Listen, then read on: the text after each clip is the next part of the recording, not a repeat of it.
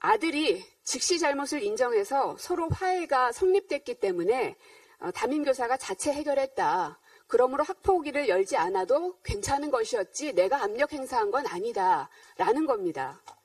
그러나 그 당시 서울시 교육청에서 특별감사를 실시했는데요. 그 내용을 보면 좀 이상한 대목이 하나 있습니다. 1학년 때 사건은 있었고 신고는 2학년 때 있었습니다.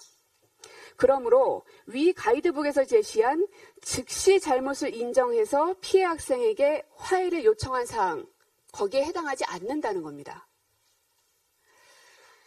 이동관 측은 즉시 인정이라는 것을 담임이 인지한 즉시로 해석하는 것 같고요. 하지만 서울시 교육청에서는 아이들은 오랜 고민 끝에 상담을 한 것이기 때문에 폭력 즉시가 해당되지 않는다라는 겁니다. 미디어 오늘 어제 이동관 특보는 아들의 학폭 은폐 의혹에 대해서 해명하면서 자신의 압력은 없었다라고 밝혔습니다. 하지만 검증이 되면 될수록 방통위 지명까지 갈 것도 아니라 현재 맡고 있는 언론 특보에서도 해임되어야 마땅하다는 생각이 더 많이 드는데요.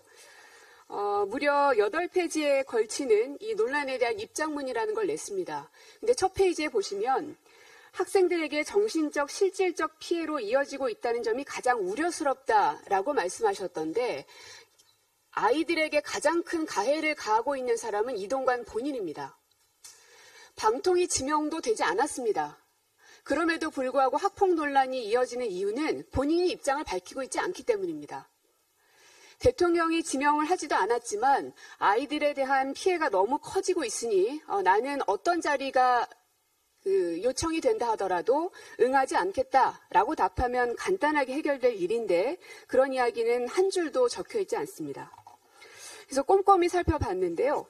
그 가운데 좀 이상한 대목을 하나 발견했습니다. 학폭위를 열지 않은 것은 이동관의 압력 때문이었다라는 주장에 대해서 팩트는 그게 아니다 라면서 이런 얘기가 있는데요. 학교폭력 사안 대응 기본 지침에 따르면 가해 학생이 즉시 잘못을 인정해서 피해 학생에게 화해를 요청하고 피해 학생이 화해에 응하는 경우에는 담임교사가 자체 해결할 수 있는 사안으로 규정한다.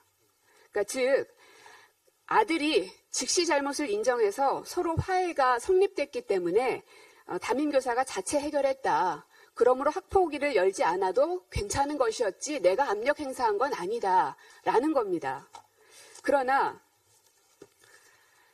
그 당시 서울시 교육청에서 특별감사를 실시했는데요. 그 내용을 보면 좀 이상한 대목이 하나 있습니다.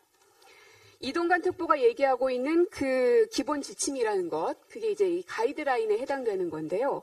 교육청은 이렇게 해석합니다.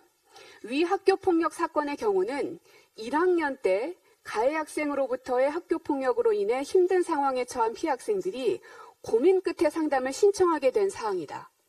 즉 1학년 때 사건은 있었고 신고는 2학년 때 있었습니다. 그러므로 위 가이드북에서 제시한 즉시 잘못을 인정해서 피해 학생에게 화해를 요청한 사항, 거기에 해당하지 않는다는 겁니다.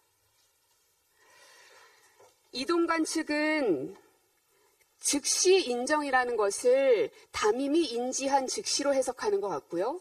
하지만 서울시 교육청에서는 아이들은 오랜 고민 끝에 상담을 한 것이기 때문에 폭력 즉시가 해당되지 않는다라는 겁니다.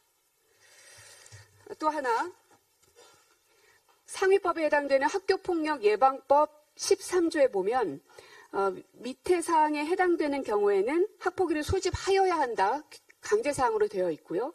그 가운데 하나는 학교폭력이 발생한 사실을 신고받거나 보고받은 경우에는 소집하여야 한다라고 되어 있습니다. 그래서 이동관 특보에게 묻겠습니다. 즉시 잘못을 인정한다라는 부분에 대해서 서울시 교육청이 말하듯 학생들 간의 폭력이 있었던 즉시로 해석하시는 건지 아니면 담임이 인지한 즉시로 해석하시는 건지 일단 그 대답을 좀 듣고 싶습니다.